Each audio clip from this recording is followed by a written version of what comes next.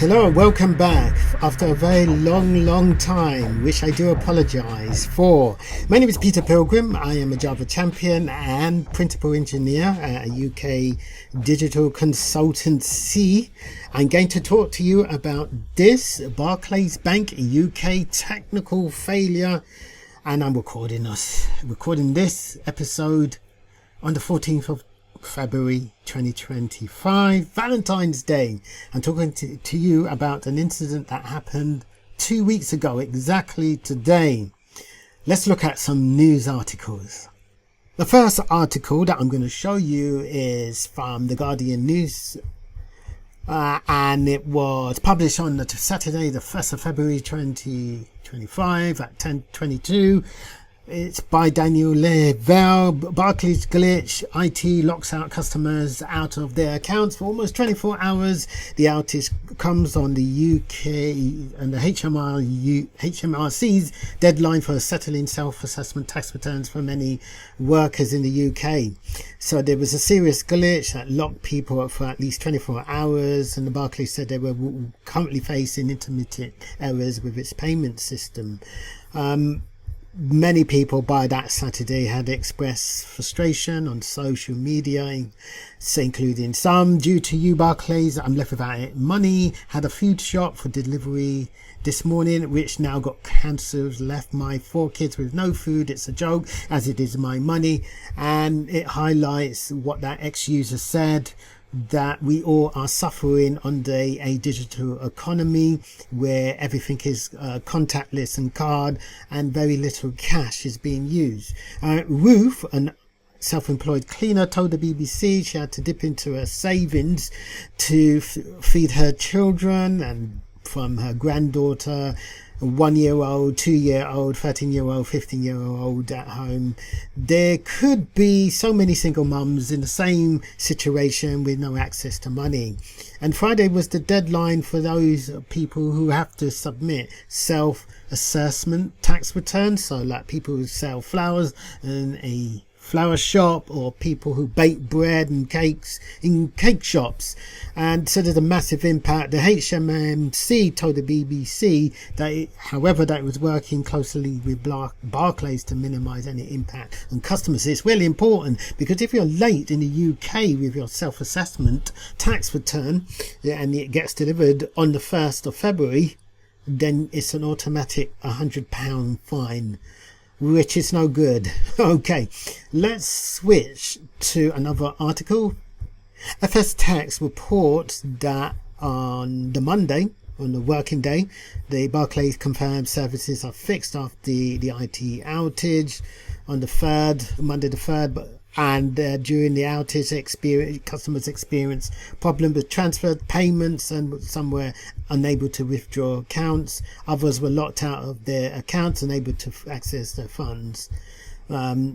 Yes, there's also a chance for hackers to go in with as fraudsters, and of course the HMRC were advised. And then I like this bit with Martin Greenfield of the cybersecurity company Crow Orbis, that said the incident highlighted some of the vulnerabilities in banking infrastructure. Don't we know it? With EU digital Operational Resilience Act were now in full effect, this incident underscores why regulators are intensifying their focus on tech resilience. And he added, moving forwards, financial institutions need to consider how they better integrate with operational resilient framework and broader risk management strategies. Phew! Let's go back to our slides. In the slides again, let's look at it from a layperson's view, and I'm going to fly like a golden eagle, 12,000 feet up in the air. Oh yeah, so let's go for it again. 31st of January, customers reported that access failed to Barclays systems across mobile, tablets and desktop. I don't know what happens internally where we're banking with, that isn't published. It's the last day of self-assessment tax returns for the HMRC in the UK, which is the UK Tax Authority. Many customers were deprived of access to their accounts, their wages, and maybe wages couldn't get paid in. Barclays suggests customers use food banks and rely on friends. That was actually a quote on Saturday, and I'll point you to that at some point. the HMRC were notified, and they promised nobody would lose out on penalties. And as far as 2 weeks ago on Valentine's Day today, I haven't heard anyone complaining. On Saturday, it wasn't counter-terrorism or nefarious. We assumed that, to take them at the word, it was a technical issue. Sunday, Barclays restored access and announced that by 11 a.m. in the morning on the 2nd of February, on that Sunday. Phew, let's move on. And let's look at single points of failure and possible root causes. So everybody in technology, except for people who don't work in technology, that banks rely on something called a mainframe. A mainframe is a computer system, first generation, maybe second 1.5 generation, that was created when computers consumed an entire gymnasium. That's it. An entire gym was dedicated to one central processing unit. And the language of choice then wasn't Java or C++, or could have been Fortran, but it was common business orientated language, otherwise known as COBOL. And the problem with mainframes back in the 60s, 70s and 80s, that they don't scale. They're not designed for concurrent or parallel processing. They are designed for batch processing. That is, all your batches come in a massive pile and they are processed one after the other, instruction after instruction. And that's what we are dealing with here. And you also have, in a mainframe, complex calculation and transaction engines that was written by programmers who were really good in the 60s, 70s, 1970s, but have long retired now. And in some of those codes, I bet nobody knows what some bits do and what bits don't do. So good luck trying to maintain that. I'm subscribing that percentage or probability of 35% that it was a mainframe problem. Networking probably. Could it have been networking? Well, we have routers, we have discovery, where every institution has a domain name system, which is like a giant address book, electronic address book of every computer inside the banking network. Namely, Barclays will have an IP address, and it's possible that the naming system blew up, or it could be a protocol error, or it could be natural loss, electronic component failure, a capacitor or chip blew. That is natural loss. But would it have taken out the whole payment system? Then it's very bad hardware engineering and software engineering and infrastructure engineering if that happened, which is why I subscribed to the 7%. User security. Your user security for a bank is authentication, authority, and role access, and scripting rollout. Why am I picking on the scripting rollout? Because it has been known that you have these sentinel scripts or audit scripts that roll about all the user accesses or users that access the system. And what these sentinel scripts do is remove ancient or users that shouldn't have privileges.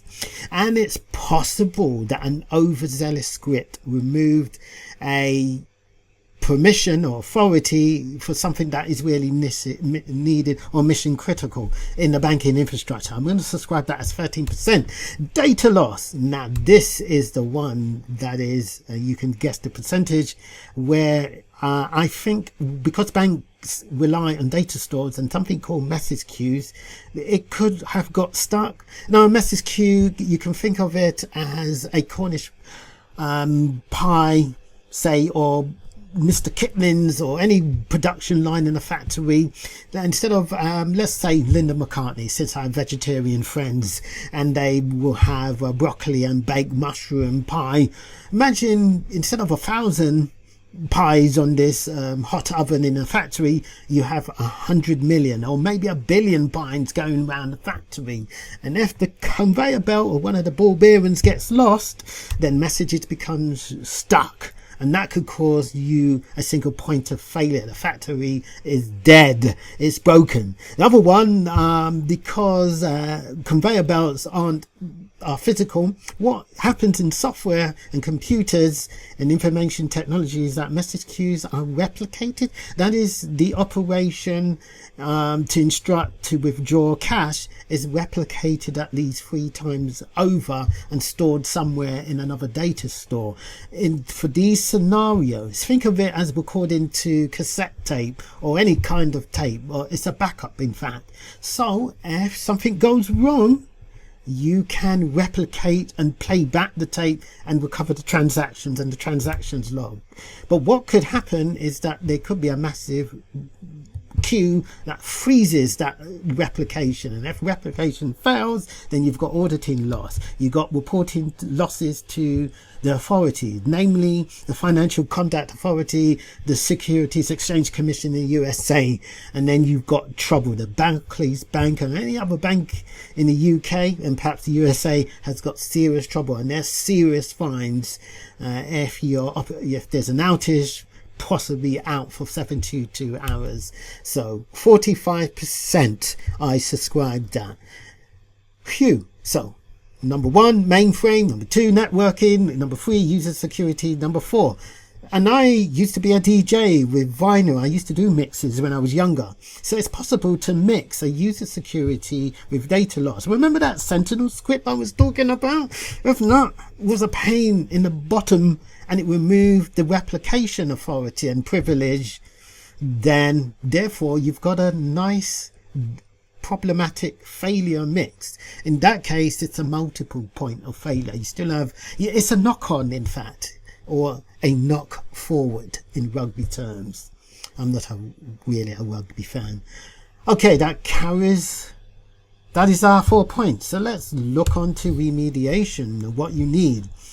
So any banking or software solution in the 21st century at least needs strong observability solutions required by modern technology solutions. I work in tech, so you need performance metrics, you need to know what your consumed data is, you need a knowledge base and transfer, you need training, monitoring and enterprise security and other whatnot.